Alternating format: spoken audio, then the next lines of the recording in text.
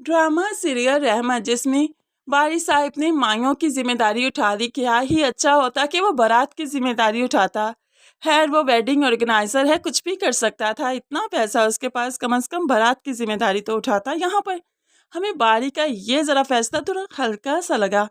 खैर, यहाँ पर माइयों की जिम्मेदारी उठाई तो माइयों का फंक्शन काफी ग्रैंड था। रुमैसा बेगम जो कि वापिस आ चुकी थी अपने शोहर के साथ, देखकर हैरान कि इतना ग्रैंड फंक्शन ये लोग कैसे कर सकते हैं। उसके तो पेट में मरोड़ उठने लगे कि किसी ना किसी तरीके से मालूम पड़े कि ये लॉटरी निकली कहाँ से। खैर, ऐसे ही जो शादी का फंक्शन भी आ गया, बारात का फंक्शन आया तो परिशे पर से तो बारी की नजर ही नहीं हट रही थी, इतनी प्यारी लग रही थी ब्लैक साड़ी में कि बारी बस देखता ही रहा।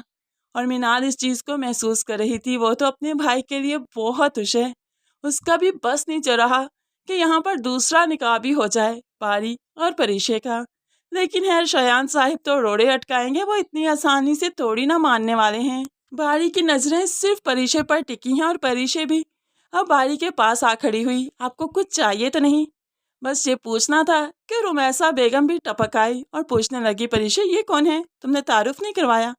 तो परिशे कहने लगी, मेरे बॉस हैं।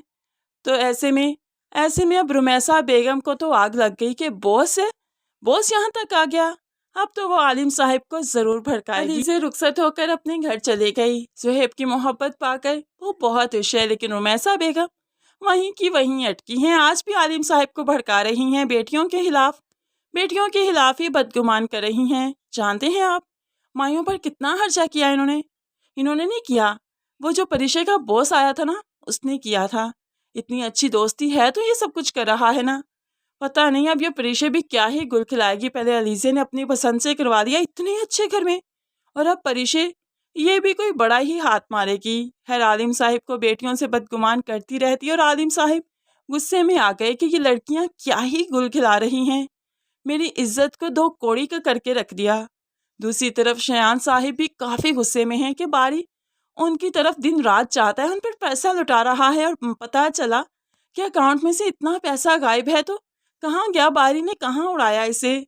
है, शयान साहब को समझ आ गई कि माइयों का खर्चा उसने किया और अकाउंट्स वालों ने बता ही दिया। तो उन्होंने सोच लिया कि परिशे का बंदोबस्त वो खुद ही करेंगे।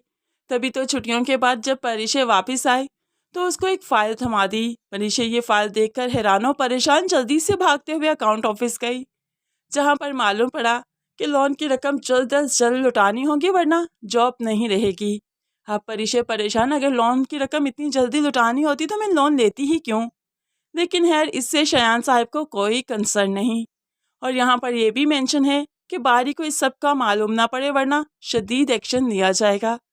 अब परिशे बारी को बगैर बताए हुए ये सब कुछ अरेंज करेगी, अपने लोन की रकम जल्द अज जल्द वापस करेगी। लेकिन कैसे, ये सब कुछ देखना काफ़ी इंटरेस्टिंग है। अगर देखा जाए तो हमें एक ही रास्ता मालूम पड़ता है कि परिशे अपना घर गिरवी रखेगी और उसके बाद लोन की रकम अदा करेगी, खुद कहीं रेंट पर छोटे मोटे घर में जाकर रहेंगे, या कुछ इस तरह से हो सकता है कि ये घर सेल ही करना पड़ जाए।